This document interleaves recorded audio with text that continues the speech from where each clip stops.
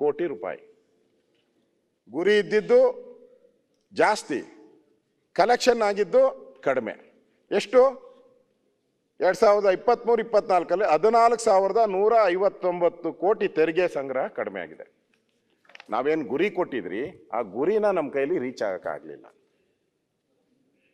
ಈ ಸರ್ಕಾರ ಬಂದ್ಮೇಲೆ ಆ ಗುರಿನ ತಪ್ಪಿದೆ. ನಾವು ಇಷ್ಟು ಮಾಡ್ತೀರಿ, ಇಷ್ಟು ಕಲೆಕ್ಷನ್ ಆಗ್ತೈತೆ ಟ್ಯಾಕ್ಸು ಅಂತ ಹೇಳಿದ್ರಿ, ಅದನ್ನ ಮಾಡೋಕ್ಕಾಗಲಿಲ್ಲ. ಅದು ಕೂಡ ಸರ್ಕಾರದ ವೈಫಲ್ಯನೇ ಕೂಡ. ಸರಿಯಾಗಿ ಅಧಿಕಾರಿಗಳಿಗೆ ಚಾಟಿ ಬೀಸಿ ಎಲ್ಲೆಲ್ಲಿ ಸೋರಿಕೆ ಆಗ್ತಾ ಇದೆಯೋ ಅದನ್ನೆಲ್ಲ ಕಲೆಕ್ಟ್ ಮಾಡಿದ್ರೆ ಸರ್ಕಾರಕ್ಕೆ ಆದಾಯಕ್ಕೆ ಬರ್ತಾ ಇತ್ತು. ಅದು ಬಂದಿಲ್ಲ ನಿಮ್ಮ ಹತ್ರ. ಈ ಬಾರಿ 2024-25 ಟ್ಯಾಕ್ಸ್ ಕಲೆಕ್ಷನ್ ಅನ್ನ ಗುರಿ ಅವ್ರ ಬಡ್ಜೆಟ್ ಅಲ್ಲಿ ಹೇಳಿರೋ ರೀತಿ 1,89,893 ಕೋಟಿ. ಅಂದ್ರೆ ಹಿಂದಿನ ವರ್ಷಕ್ಕಿಂತ 28,399 ಕೋಟಿ ಅಧಿಕ. ಹೋದ ವರ್ಷದ್ದೇ ನಿಮ್ಮ ಕೈಲಿ ಮಾಡೋಕ್ಕಾಗಿಲ್ಲ.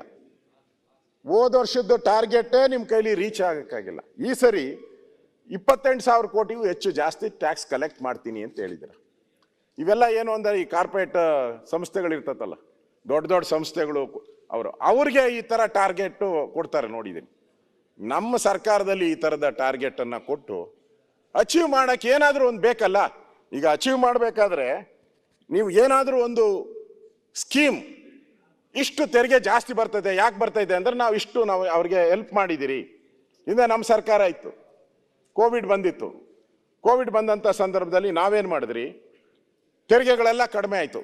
ರಾಜ್ಯದ್ದಲ್ಲ, ಇಡೀ ದೇಶದ್ದಲ್ಲ, ಇಡೀ ಪ್ರಪಂಚದ GDP ಎಲ್ಲನೂ ಕಡಿಮೆ ಆಯಿತು. ತೆರಿಗೆ ಬರೋದು ಕಡಿಮೆ ಆಯಿತು. ಇಡೀ ಪ್ರಪಂಚದಲ್ಲಿ ಸಂಕಷ್ಟ ಇದೆ. ಆ ಸಂದರ್ಭದಲ್ಲಿ ನಾವೇನು ಮಾಡಿದ್ವಿ, ನಾನು ಒಬ್ಬ ರೆವಿನ್ಯೂ ಮಿನಿಸ್ಟರ್ ಆಗಿದ್ದಾಗ ಆ ಸಂದರ್ಭದಲ್ಲಿ ನಾನೇನು ಮಾಡಿದೆ, ಸ್ಟ್ಯಾಂಪ್ ಡ್ಯೂಟಿನ ಗೈಡೆನ್ಸ್ ವ್ಯಾಲ್ಯೂ ಏನಿತ್ತು, ಯಾರನ್ನು ರಿಜಿಸ್ಟರ್ ಮಾಡೋದು, ಮನೆ ಜಮೀನು ಇರ್ಬೋದು, ಸೈಟ್ ಇರ್ಬೋದು, ಮನೆಗಳಿರ್ಬೋದು, ಈ ರಿಜಿಸ್ಟ್ರೇಷನ್ ಏನಿತ್ತು ಅದನ್ನು ಕಡಿಮೆ ಮಾಡಿದೆ. 10% ಕಡಿಮೆ ಮಾಡಿದೆ ನಾನು. ಮತ್ತು ಯಾರು ಬಡವರಿದ್ದಾರೆ, ನಗರ ಪ್ರದೇಶದಲ್ಲಿ ಮಿಡ್ಲ್ ಕ್ಲಾಸು ಬಡವರಿದ್ದಾರೆ, 40 ಲಕ್ಷದ ಒಳಗಡೆ ಯಾರು ಫ್ಲ್ಯಾಟ್ಗಳನ್ನು ತಗೊತಾರೆ ಅವ್ರಿಗೆ 10% ರಿಯಾಯಿತಿಯನ್ನು ಕೊಟ್ರಿ. ಇದೆಲ್ಲ ಕೊಟ್ಟಿದ್ದಕ್ಕೆ ನಮಗೇನು ಟಾರ್ಗೆಟನ್ನು ಕೊಟ್ಟಿದ್ರು ಮುಖ್ಯಮಂತ್ರಿಗಳು, ಆ ಟಾರ್ಗೆಟನ್ನು ದಾಟಿ ಆಚೆ ಹೋಗ್ಬಿಟ್ರಿ. ಮಾರ್ಚ್ ಅಂತ ಹೇಳಿದ್ರು, ನಾವು ಜನವರಿಯಲ್ಲೇ ಆ ಟಾರ್ಗೆಟನ್ನು ರೀಚ್ ಮಾಡಿಬಿಟ್ಟು ಹೊರಟೋದ್ರಿ. ಈಗಲೂ ಅದೇ ಫೈನಾನ್ಸ್ ಅವರೇ ಅಲ್ಲಿ ಇರೋದು, ಅದೇ ಮುಖಗಳೇ ಅಲ್ಲಿ ಕೂತಿರೋದು, ನಾನು ನೋಡ್ತಾ ಇದ್ದೀನಿ. ಅದೇ ಮುಖಗಳೇ ಕೂತಿರೋದು. ಅವಾಗ ನಮಗೆ ತೆರಿಗೆ ಜಾಸ್ತಿ ಬಂತು. ಅದೇ ರೀತಿ ಖರ್ಚುನು ಕೂಡ ನಾವು ಮಾಡಿದ್ದೀರಿ, ಅಭಿವೃದ್ಧಿ ಕಾರ್ಯಗಳಿಗೆ ಖರ್ಚು. ನನಗನ್ಸುತ್ತೆ ಈಗ ನೀವು ಗುರಿ ಕೊಟ್ಟಿದ್ದೀರಾ, ಆ ಗುರಿನ ರೀಚ್ ಆಗದೇ ಇಲ್ಲ. ನನ್ಗನ್ಸುತ್ತೆ ಒಂದು 10,000-12,000 ಕೋಟಿ ಈ ಸರಿನೂ ಮೈನಸ್ ಹೊಡಿತೈತೆ. ಮತ್ತೆ ಎಲ್ಲಿಗೆ ಹೋಗ್ಬೇಕು ನೀವು? ಸಾಲ ಮಾಡೋಕ್ಕೆ ಹೋಗ್ಬೇಕು ನೀವು, ಇಲ್ಲ ತೆರಿಗೆ ಹಾಕಕ್ಕೂ ನಿಮ್ಮ ಕೈಲಿ ಆಗಲ್ಲ, ಸಾಲ ಮಾಡೋ ಅಂಥದ್ದು. ಅದರಿಂದ ಇವತ್ತು ನಾವು ಬಂಡವಾಳಕ್ಕೆ ಏನು ಉಪಯೋಗ ಮಾಡ್ತಾ ಇದ್ದೀರಿ? ಈಗ ಅಮೇರಿಕಾ ದೇಶ ಯಾಕೆ ಮುಂದುವರಿತಾ ಇದೆ, ಚೈನಾ ಯಾಕೆ ಮುಂದುವರಿತಾ ಇದೆ ಅಂತ ಹೇಳಿದ್ರೆ ಅಭಿವೃದ್ಧಿ ಕಾರ್ಯಗಳಿಗೆ ಜಾಸ್ತಿ ಹಣ ಕೊಡ್ತಾರೆ. ನಮ್ಮ ಪ್ರಿಯಾಂಕಾ ಅವ್ರಿಗೆ ಗೊತ್ತು, ಯಾಕಂದ್ರೆ ಅವರು ಇಂಡಸ್ಟ್ರೀಸ್ ಕಳೆದ ಮಿನಿಸ್ಟ್ರಿನೂ ಇದ್ರು, ಅವ್ರಿಗೆ ಗೊತ್ತಿದೆ. ಇಂಡಸ್ಟ್ರೀಸ್ ಗ್ರೋತ್ ಆದರೆ ಅದೇ ಟ್ಯಾಕ್ಸ್ ಎಲ್ಲ ನಮಗೆ ಬರ್ತೈತೆ. ಎಲ್ಲೋ ನಾವು ಅಭಿವೃದ್ಧಿ ಕಾರ್ಯಗಳ ಫ್ಲೈಓವರ್ಸ್ ಮಾಡ್ತೀರಿ ಏನೋ ಆ ರೀತಿ ಡೆವಲಪ್ಮೆಂಟ್, ಏರಿಯಾ ಡೆವಲಪ್ಮೆಂಟ್ ಅಂತ ಅದಕ್ಕೆ ದುಡ್ಡು ಬರ್ತದೆ.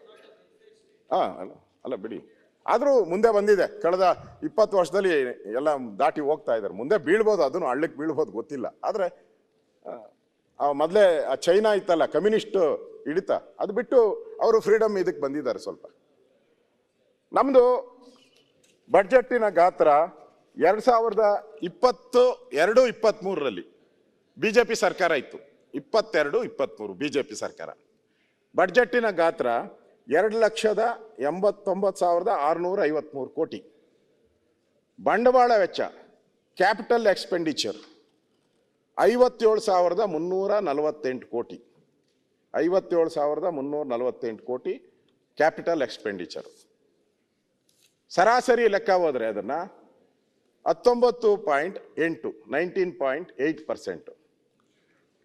2023-24 ಕಾಂಗ್ರೆಸ್ ಸರ್ಕಾರ ಬಡ್ಜೆಟ್ ಗಾತ್ರ 3,27,747 ಕೋಟಿ.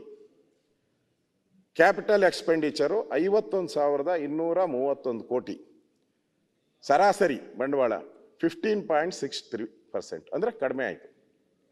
2024-25 3,71,383 ಕೋಟಿ.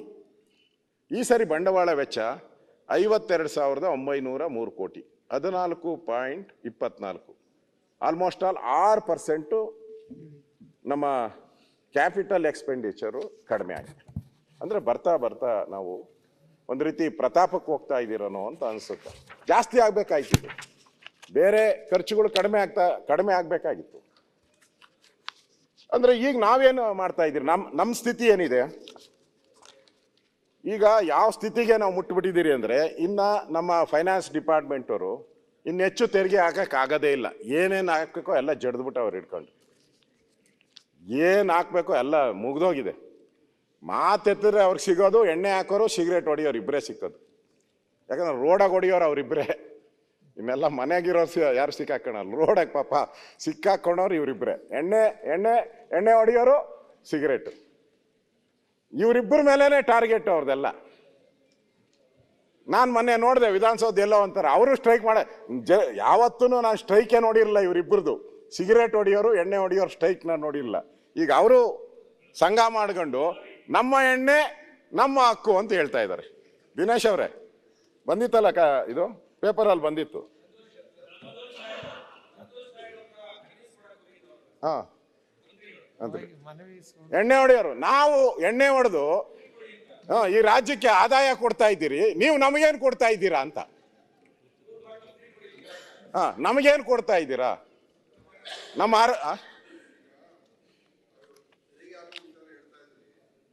ಈ GST ಬಂದ ನಂತರ ಎಲ್ಲ ರಾಜ್ಯಗಳಿಗೆ ತೆರಿಗೆಯಲ್ಲಿ ಏನು ನಮ್ಮ ಹಿಂದೆ ಎಣ್ಣೆದು ಬಂದಿದ್ದೀನಿ, ಎಣ್ಣೆದೇನ ಇದ್ರೆ ಹೇಳ್ತೀನಿ. ಆಮೇಲೆ ಬರ್ತೀನಿ. GST ಕೂಡ ಈಗ ಅವಾಗ ಮಾತಾಡಿ.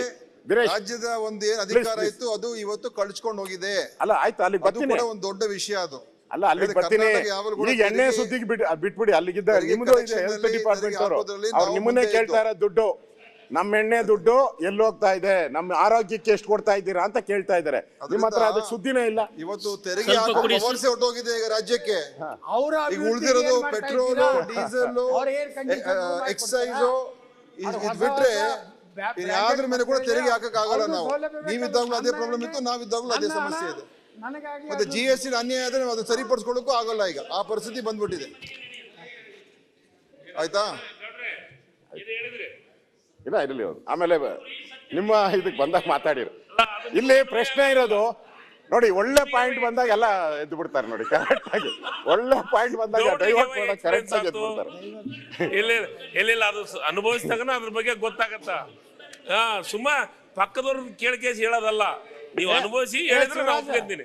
ಇನ್ನ ಯತ್ನಾಳ್ ಸಾಹೇಬ್ರು ಓಕೆ ಅವ್ರು ಅಂದ್ರೆ ಒಪ್ಕೊಂತೀನಿ.